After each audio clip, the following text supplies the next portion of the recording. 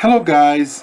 This is Dr. Joseph. I want to spend some time today talking about O'Connor's short story.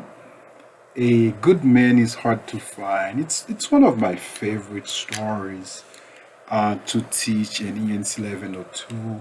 Also, in my late 1000 course, I have been teaching this story here for the past 5 to 6 years, and every time I teach that story, I learn something new. So what I hope to do in the story is to provide a general overview of the story itself and go over some major themes and O'Connor's works or writing. The story is found on page 516. Okay, so remember the assessment that will be taken on Blackboard via Honor Lock will be on O'Connor's short story Goodman is Hard to Find.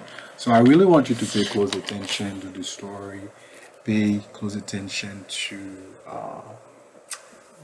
my talk. The author's name is Flannery O'Connor. She was a writer from the south, that is the southern region of the United States. And her work, okay, she uses local color. That means traditions, culture, the linguistic emphasis and linguistic characterization that were known to the people living in southern area of the United States. And she writes from a Christian perspective because she was a devoted Christian. So in her work, you will encounter many references and allusions to the Christian Bible. For example, even in A Good Man is Hard to Find, she talks about Jesus as a good person. She talks about redemption that Jesus provides. She also talks about the blood, death. She also talks about sin. She also makes a reference to the idea of forgiveness in a good man is hard to find. So those themes are very typical in her writings. Okay, she also uses humor. She uses humor in her literature. She uses strong characterization. That means the characters in her short story are very strong. They're not weak characters. They're able to influence society, their environment, also have an impact on the human condition. O'Connor also uses the notion of comic, right? Comedic literature. And she also uh, writes to tell about tragic vision, right? For example, a tragic vision of human history, a tragic vision of the human experience. She uses shocking plots, or she uses shocking plots and like grotesque, which belongs to what's known as Gothic literature. Gothic literature is very important. It's particularly American.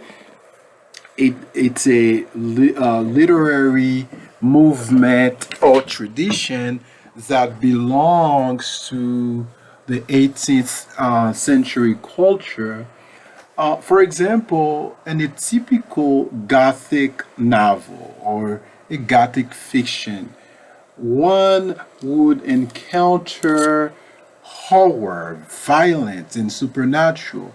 There's a sense of meaning, right, between the supernatural world and the natural world, or the physical world and the metaphysical world. So the sacred and the profane come together in relationship and in close proximity. Also, in Gothic literature, there's a sense of the supernatural, right? The supernatural events happen because there's a supernatural cause for those events. Um, this is very important for us to understand as we uh, as we read and examine A Good Man is Hard to Find. Also, one more thing I want to note about the Gothic. Now, the Gothic uh, is very, like I said, it's very southern. Also, when we talk about the Gothic, uh, we should not forget the notion of the grotesque. Grotesque, grotesque is also a central feature of the Southern Gothic. For example, the grotesque has to do with situations, places, environments, and stock characters that possess somewhat disturbing features in the story. And there's also racial uh, racial appellations. Okay, so southern novels, southern stories uh, discuss racial relations. In fact, there are a few references about the racial idea, and a good man is hard to find. Another characteristic of the grotesque is this: the unexpected action do happen. Now, when we examine A Good Man is Hard to Find, which was written in 1953. I wish I was teaching you face to face so I can show you. Um, I like to show students the original cover of, of the book in which A Good Man is Hard to Find was published in. So when we read A Good Man is Hard to Find, it's important to pay close attention to themes that are deep, themes that are highlighted in the story itself. For example, the relationship between good and evil is highlighted in the text. What does O'Connor mean by good? Who is good in the novel, in the story? Is it the grandmother? Is it Jesus? What is the notion, the ideal of goodness in the story? What do we mean by evil? Is evil an action or is it a thing? So there's this relationship between good and evil. You need to pay attention. Also, a central theme in the novel is faith and doubt, right? The relationship between faith and doubt. And again, faith is introduced to us not simply as a human attribute, but also a religious element. Faith belongs to the religious category, especially in the Judeo-Christian religious tradition. Okay, so the notion of doubt, pessimism, cynicism is also highlighted. Um, Now, as I mentioned before, the story takes place in 1953 in the context of a family traveling to the South. Okay, as we know, in American literature, the South, the southern region of the United States, represents old or the past. It represents old traditions. So in the story, there seems to be almost a tension between the old ways of doing things versus new ways. New ways are seen in the family. In the family, we encounter in the story. Okay, we have the misfit, the grandmother, the children, and of course, other unnamed characters. Now, so what exactly that represents the New South in the story? This is a question you should be thinking about. Is there such a thing as a good man? Because this is the title of the short story. A good man is hard to find. Who represents the good man? Who symbolizes the ideal man? And the story, is it the misfit, or is the misfit a reference to evil? Or how about Bailey, right? Who is, who represents the old South? Is it the grandmother? Okay, is she racist? Does she embody the cultural traditions and practices of the Old South? Those are things that that are important for you to think about. When we look at the story, we meet several characters, right? I mentioned the grandmother, the mother, Bailey, John Wesley, June Starr, Red Semi, the misfit. Uh, Pay attention to their names. For example, how is each character awful in his own way? Let me ask the question again. How is each character awful in his own way? So I'm asking you to assess the personality of each character in the story. Who is the real misfit? Who is the real misfit? Again, in the story, we see the possibility of family breakdown. And I mentioned from the Old South to the New South, there's a notion, the search for Christ. The search for Christ in the story means the search for redemption. Again, the misfit has failed his journey to redemption. That's a failure of this character and the story.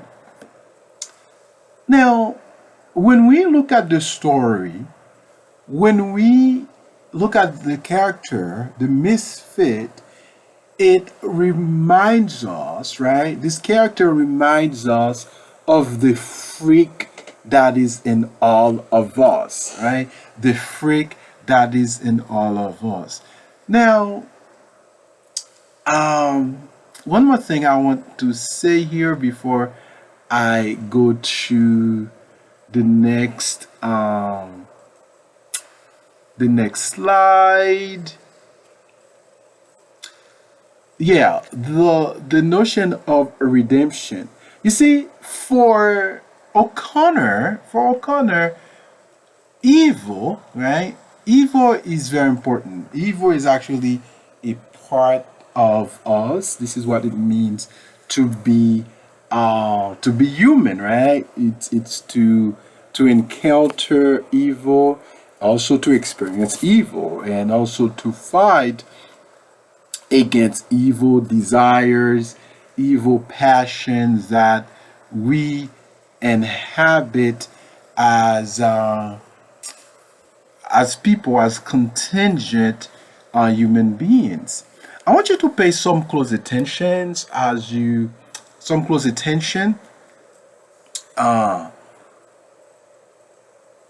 as you uh, as we dig a little bit deeper and more critically into this text. Um, Again, I want to go back to the notion of goodness. What is exactly, what is it exactly, um, what is good? How does the grandmother view goodness? What does she mean by a good man? Because she makes the reference, right? She makes reference to a good man in this story. What does she seek to convey? What does she want to convey through the idea of a good man? Whom, for example, does she consider good people? Is the misfit a good person?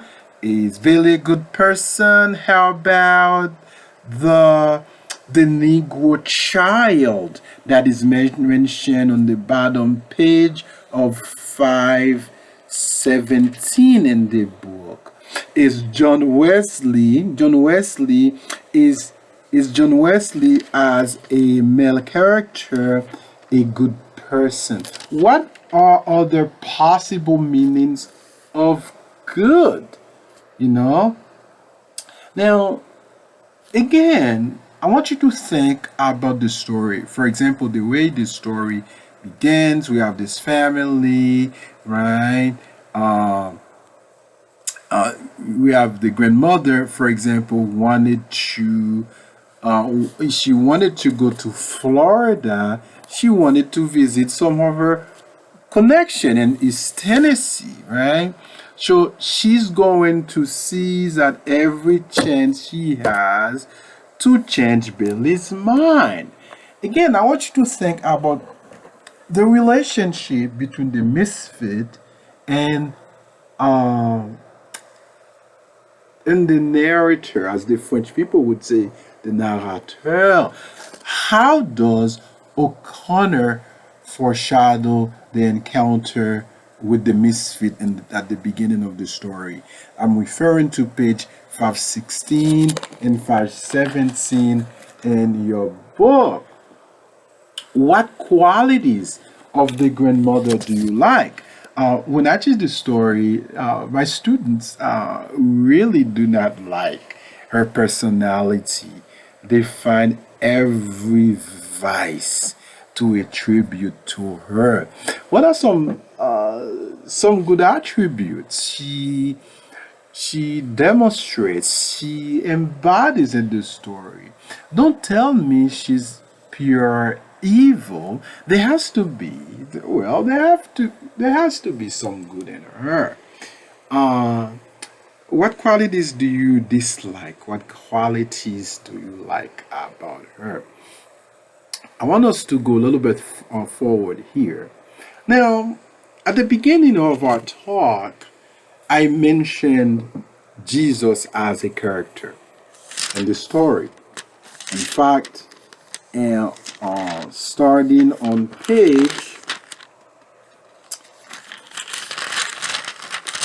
on page 524, we see the name of Jesus.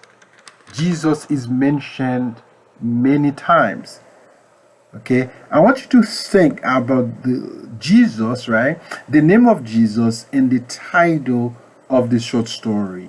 Okay, on page 524, there are some references to Jesus to pray. There's the idea that people have to pray to Jesus. Jesus resets everything.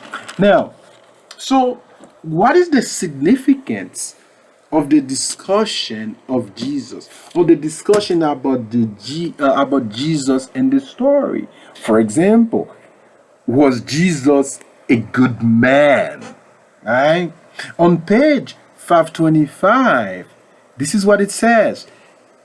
If you would pray, the old lady said, that is the grandmother, Jesus would help you, right? So Jesus is presented here as a helper, as a helper. And right on the bottom page, 525, we are told, finally she found herself saying, Jesus, Jesus, meaning Jesus will help you. You see, how does the story portray Jesus, right? Is Jesus a good man? Finally, I want you to think about the significance of the grandmother's saying, why you're one of my babies, you're one of my own children.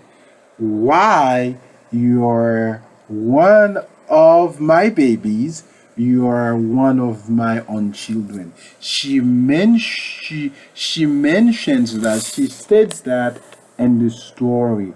What is the significance of this story? I want you to think critically about those questions. Finally, this is another question that I want you to think about as you read this story. What religious qualities, right? What religious qualities or elements emerge in this story? In other words, what do we learn about religion? What does the text say precisely about religion? Okay. I answered that question before. For example, there's the notion of prayer, redemption, the reference to a Baptist church in the story. There's a reference to God on page 523, where it says, God never made a finer woman than my mother, and my daddy's heart was pure gold. That's another reference to religion. There's, I mentioned the reference to pray. Pray, pray, pray. The grandmother began pray, pray, pray. And also the idea of gospel singer. Remember, gospel, okay, as a specific American music expression is celebrated in the southern region of the United States, what's called the Bible Belt. Okay, and in the southern state, this is where you'll find the majority of the Christian population in the United States. So you can see how this environment, the Christian environment, the southern Christian environment, has an impact, has an impact on this story. It's everywhere. I hope this overview was helpful to you as you began to interact or engage. A good man is hard to find, and I want you to read it carefully, read it a couple of times, ask some questions. That's what we do. Read criticism of the story. Have a good day.